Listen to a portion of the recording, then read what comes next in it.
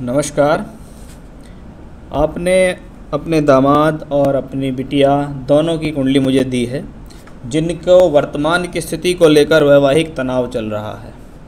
मेरे सामने दोनों ही कुंडली है। दोनों ही कुंडली के बारे में मैं यहाँ चर्चा करूँगा, वैवाहिक जीवन के बारे में, और आपने जो सवाल पूछा है उसका जवाब और उसका उपाय और सलूशन जो भी होगा वो मैं उनको दूंगा। सबसे पहले मैं शुरुआत कर रहा हूँ आपकी लड़की की कुंडली से। आपकी लड़की की कुंडली है ये 15 सितंबर 91 रात के 11:45 मिथुन लगन की ये कुंडली है, और लगन और सप्तम भाव राहु केतु अक्ष पे आ गया है। लगन में व्यक्ति का स्वयं का शरीर और सप्तम भाव में पति का स्थान होता है। तो लगन और सप्तम भाव जब राहु केतु एक्सेस में आ जाता है तो इसको थोड़ा बहुत कह सकते हैं कि ये थोड़ा बहुत वैवाहिक जीवन में प्रॉब्लम दे सकता है। सातवें घर का मालिक जो होता है वो होता है बृहस्पति। इस कुंडली के अंदर वो यहाँ तीसरे घर में बैठता है और बृहस्पति वापस इसको देख रहा है। यानी बृहस्पति समझ लीजिए, या कोई भी ग्रह ऐसा हो जो कुंडली के वापस सप्तम भाव को देख ले तो वो भाव मजबूत हो जाता है। यानी ये पहला एक अच्छा मोटा सूत्र यहाँ मिल गया कि भाई कुछ भी हो जाए, ये बृहस्पति अपनी तरफ से पूरे प्रयास करेगा वैवाहिक जीवन को टूटने ना दिया जाए। चौथे घर में मंगल है, आपकी बिटिया मांगलिक है। जब चौथे घर में मंगल हो, जो कि छठे घर का मालिक होकर यहाँ बैठा हुआ है, और छठे घर का मालिक बुध अपने राशि से 12वें घर में गया हुआ हो, तो ये एक संकेत आता है कि घर के सुख में कमी। घर का सुख किसी भी लड़की के लिए जो घर का सुख होता है वो शादी के बाद तैयार होता है। तो वो स्थिति भी मुझे यहाँ थोड़ा सा नेगेटिव दिखाई दी कि ये मंगल दोष प्रॉब्लम दे सकता है। विवाह का कारक शुक्र दूसरे घर में बैठा हुआ है, उसको शनि की दृष्टि है। यानी जब विवाह के कारक शुक्र पे शनि की दृष्टि हो और 8वें घर से शनि देखे तो कुछ ना कुछ ससुराल पक्ष के लोगों से जुड़ा हुआ कोई परेशानी व्यक्ति को जीवन में परेशान करेगी। तो ये तो ही एक कुंडली की नॉर्मल बातें कि आपकी कुंडली के सप्तम भाव और विवाह स्थान की स्थिति क्या है। आप इनकी नवांश कुंडली देखते हैं। नवांश कुंडली हमेशा शादी के लिए देखी जाती है, शादी वैवाहिक जीवन खास तौर पे। यहाँ पे देखिएगा कि यहाँ मंगल लगन का मालिक होकर सप्तम भाव में बैठता है, लगन को वापस देखता है। लगनेश का लगन को वापस देखना फिर से एक पॉजिटिव एस्पेक्ट मिला कि हाँ भाई ये स्थिति है, कुछ भी होगा ये टूटने नहीं देगा। उच्च का शुक्र है यहाँ और 5वें घर में बैठा हुआ है, जो कि 7वें घर का मालिक है। यानी और अच्छी स्थिति फिर से हमें यहाँ दर्शित हो गई है। यहाँ बृहस्पति देख रहा था अपने घर को, यहाँ शुक्र उच्च का हुआ और मंगल उसको देख रहा है। यानी वैवाहिक जीवन में थोड़ी बहुत प्रॉब्लम्स तो दिखती हैं, लेकिन कोई बड़ा प्रॉब्लम अभी तक इस कुंडली के अनुसार हमें नज़र नहीं आया है। शुक्र की महादशा आपकी बिटिया को चल रही है। शुक्र इस कुंडली में 5वें घर का और 12वें घर का मालिक है, और ये देखिए लगभग काफ़ी समय से शुक्र की दशा चल रही है। अभी चल रही है शुक्र में बुध। शुक्र को मैंने बताया था कि देखिए शुक्र आपका दूसरे घर में शनि को देख रहा है, शनि उसको देखता है। इसका मतलब अगर कोई वैवाहिक जीवन में समस्या आती है तो उसके पीछे जो रीज़न है वो पति ना हो करके कोई ना कोई ससुराल पक्ष का व्यक्ति विशेष होगा जिसके कारण समस्या आएगी, क्योंकि ये जून 2021 तक शुक्र में बुध चल रहा है। इनकी नवांश कुंडली में शुक्र उच्च का है, बुध केंद्र में बैठा हुआ है, उसके ऊपर मंगल की फिर से दृष्टि आ गई है।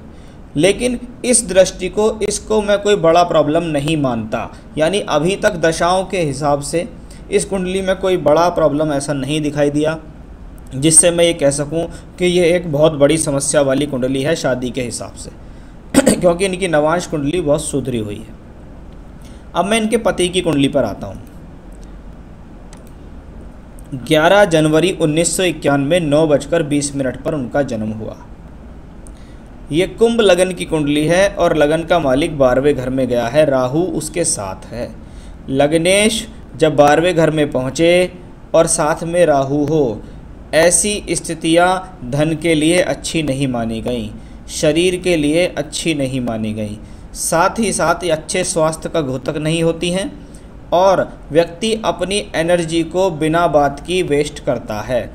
यानी कभी कभी अपने शारीरिक श्रम को किसी लोगों के लिए बिना बात की खर्च करना, या एक्स्ट्रा स्पोकन हो जाना, या ना थोड़ा सा ज़्यादा बोल जाना, वो स्थिति भी यहाँ दिखाई दे रही है। इस कुंडली में और उस कुंडली में एक कॉमन चीज़ है, वो कॉमन चीज़ ये है कि उनका भी मंगल चौथे घर में बैठा है और आपका भी मंगल चौथे घर में बैठा।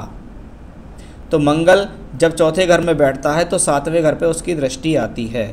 यानी इसीलिए लोग बाग कहते हैं कि जब शादी हो तो मांगलिक दोष से मांगलिक दोष का आप अगर कटान करते हैं कि वो भी मंगली ये भी मंगली, मांगलिक दोष कट जाएगा, ये लोगों की बहुत बड़ी भूल होती है। क्योंकि मंगल को तो अपना असर देना है ही है। वो मंगल जो इनके भी चौथे घर में और इनके भी चौथे घर में है, यानी इनको डिस्टर्बेंस इन मैरिड लाइफ या घर के सुख में कमी तो देगा। अब इस हॉरोस्कोप के अंदर एक बड़ी समस्या है, वो ये है कि विवाह का कारक जो शुक्र है वो 12वें घर में बैठा है, राहु केतु अक्ष पे है और शनि के साथ बैठा है। ये स्थिति एक अच्छी स्थिति नहीं कहलाई। यानी कुंडली में विवाह का कारक शुक्र अगर दूषित हो तो ये ब्यूटी ऑफ मैरिज में प्रॉब्लम देता है। शादी होना एक अलग चीज़ है, शादी के बाद शादी जैसा सुख मिलना एक अलग चीज़ है। लेकिन सूर्य जो 7वें घर का मालिक है वो एकादश भाव लाभ के भाव में बैठा है। इसको ये नहीं कह सकते कि अभी भी कोई बहुत बड़ी स्थितियाँ इस कुंडली में ख़राब दिखाई दी। इसके लिए इनकी नवांश कुंडली में चेक करता हूँ। नवांश कुंडली तुला लगन की कुंडली और लगन का मालिक शुक्र 8वें भाव में बैठा है, अपनी राशि में बैठा है, बुध के साथ है, लेकिन उसको यहाँ मंगल की चौथी दृष्टि आ रही है। ये स्थिति लग्नेश का 8वें घर में जाना कोई ख़राब नहीं होता। अपनी ही राशि में ग्रह बैठा है, शुभ ग्रह है, कोशिश करेगा कि उस चीज़ को ब्रेक ना करे, उस चीज़ को तोड़े नहीं। लेकिन जब ग्रह अष्टम में आता है तो किसी न किसी प्रकार की कोई गलत फहमी किसी व्यक्ति विशेष द्वारा मन में पल जाती है, जिसके कारण समस्या आती है। मंगल यहाँ चौथी दृष्टि देता है, जो गलत फहमी का रूप एक विवाद के रूप में तैयार हो जाता है, इसको ये कह सकते हैं। लेकिन इस कुंडली के नवांश को देखकर मैं ये कह सकता हूँ कि यहाँ भी वो सूत्र मौजूद हैं कि भाई मुझे तो यहाँ कोई अलगाव का कॉम्बिनेशन दिखाई नहीं दिया है। बृहस्पति यहाँ 5वें घर में बैठ के 7वें घर को देख रहा है, यानी यहाँ बृहस्पति आपके रिलेशनशिप को सेव करने में लगा हुआ है। यानी दोनों ही कुंडली के अंदर लगन कुंडली में तो प्रॉब्लम दिखाई देती है, लेकिन नवांश कुंडली में प्रॉब्लम नहीं दिखती। यानी जो भी प्रॉब्लम्स लाइफ में आ रही है वो एक ऊपरी तौर पे चलेगी, लेकिन कोई बहुत बड़े संकट में वो नहीं जाएगी और रिश्ते भविष्य में अनुकूल रहेंगे। अब इनकी दशा देखता हूँ। इनको दशा चल रही है, देखो बुध में राहु। बुध यहाँ सूर्य के साथ बैठा है, कोई प्रॉब्लम नहीं, लेकिन राहु 12वें घर में शनि के साथ और शुक्र के साथ। इसका मतलब बुध राहु ने यह संकेत दिया है कि वैवाहिक जीवन से संबंधित प्रॉब्लम्स हैं। नवांश कुंडली ये कहती है कि बुध अष्टम भाव में, राहु पंचम में मंगल के साथ किसी न किसी गलत फहमी का शिकार आपका रिश्ता हो गया है। उसमें आप दोनों को तो ये पता ही नहीं है कि हमारे बीच में प्रॉब्लम क्या है।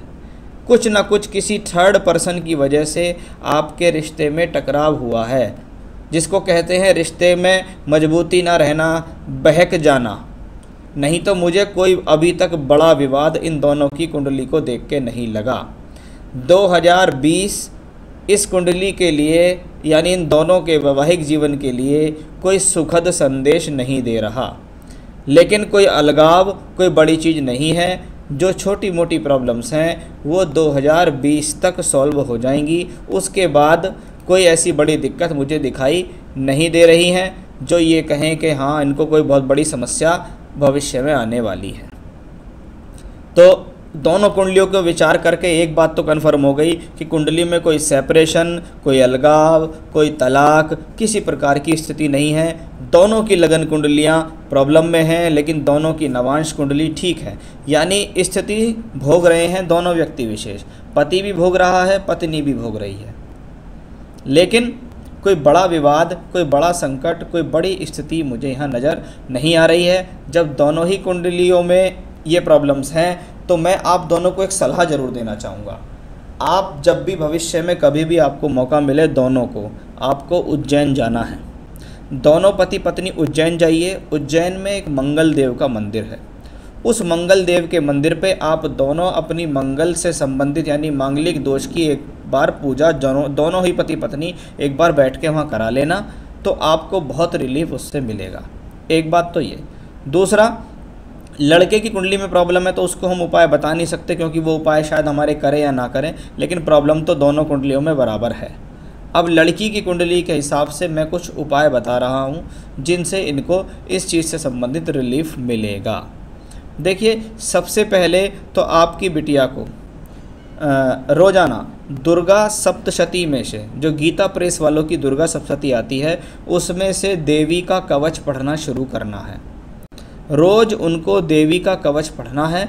वो देवी का कवच इनके परिवार, इनके स्वास्थ्य, इनकी मानसिक स्थिति, इनके वैवाहिक जीवन सभी के लिए अच्छा रहेगा। एक बात। दूसरा, अपनी बिटिया से कहिए कि वो बृहस्पतिवार के व्रत रखने शुरू करें।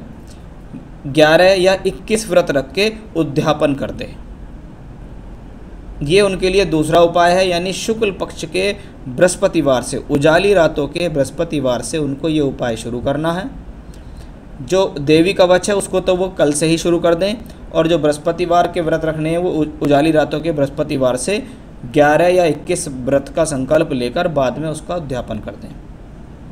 तो दो चीज़ तो ये है जो आपकी बिटिया को करनी है, रोज़ देवी कवच पढ़ें, बाकी कोई दिक्कत ऐसी नहीं है। मांगलिक दोष का उपाय इनको जाके एक बार अवश्य ही कराना होगा, ये तो एक बात पक्की है। आपने कुछ सवाल लिखे कि अप्रैल 20 से लड़की अपने मायके में है, दोनों का झगड़ा कुछ नहीं हुआ, दामाद लेने नहीं आ रहे हैं, छोड़ने की धमकी देता है, कोई सिर्फ धमकी देता है, होगा कुछ नहीं। लड़की कब तक अपनी ससुराल चली जाएगी, कब तक दामाद लेने आएगा? मैं चाहता हूँ लड़की अपनी ससुराल चली जाए। देखिए, दशा चल रही है अभी शुक्र में बुध लड़की को, और मार्च अब ये चल रहा है महीना शुक्र बुध राहु, अगस्त 2020 तक का। जैसे ही 10 अगस्त 2020 निकल जाएगी, अगस्त से लेके दिसंबर तक का जो समय आ रहा है शुक्र बुध बृहस्पति का, इसमें आपका दामाद आपके पास आएगा, आपकी बिटिया को लेके चला जाएगा। बस इतना ही है, इससे ज़्यादा इस कुंडली में कोई बहुत बड़ी समस्या नहीं है। उपाय जो मैंने आपको बताएं वो उपाय इनको करने होंगे कि रोज़ाना देवी कवच का पाठ करना है, बृहस्पतिवार के व्रत पकड़ने हैं, और एक स्टोन यानी एक अंगूठी मैं इनके लिए बताता हूँ जो इनके वैवाहिक जीवन के लिए बेहतर रहेगी, कि इनको अपने सीधे हाथ की अनामिका उंगली में चांदी के अंदर डबल फायर ऑस्ट्रेलियन ओपल इनको अपने उंगली में धारण करना होगा। वो शुक्र ग्रह के लिए रत्न होता है। ये शुक्र ग्रह का रत्न आपकी बिटिया को पहनना है और आजीवन पहनना है। बस इतना उसको करना है। बाकी जो उपाय मैंने बताए हैं, देवी कवच इनके लिए एक ऐसी चीज़ है कि रामबाण है। सुबह करो, शाम करो, किसी एक टाइम करो, दोनों टाइम करो, जब मन करे वो करो। थोड़ा सा वो लंबा होता है, 56 श्लोक हैं उसके अंदर, तो उसकी हिंदी पढ़ लें। संस्कृत अच्छी है तो संस्कृत पढ़ लें, और देवी माँ से प्रार्थना करें कि मेरा वैवाहिक जीवन अच्छा हो जाए। बस इतना आप करिएगा, बाकी समस्या का कोई विषय नहीं है। तो जो आपने मुझसे सवाल पूछे वो मैंने आपको बताए। कुंडली में कुछ ना कुछ गलतफहमियों का शिकार हो गई है कुंडली, जिसके कारण इन दोनों को अपने वैवाहिक जीवन में प्रॉब्लम का सामना करना पड़ रहा है। बाकी कुछ नहीं है। हो सकता है आपसी अंडरस्टैंडिंग से इस चीज़ को सुलझा लेंगे, क्योंकि मुझको लगता है कि इनके लाइफ में किसी अन्य व्यक्ति विशेष का इंटरफेयर हुआ है, जिनके कारण इनको प्रॉब्लम हुई है। अदरवाइज़ पति पत्नी के संबंध अपने आप में मधुर हैं और भविष्य में भी रहेंगे। ये था आपका एनालिसिस। आपके जो सवाल पूछे मैंने बताया, उपाय बता दिए हैं। चिंता की कोई बात नहीं है। नमस्कार।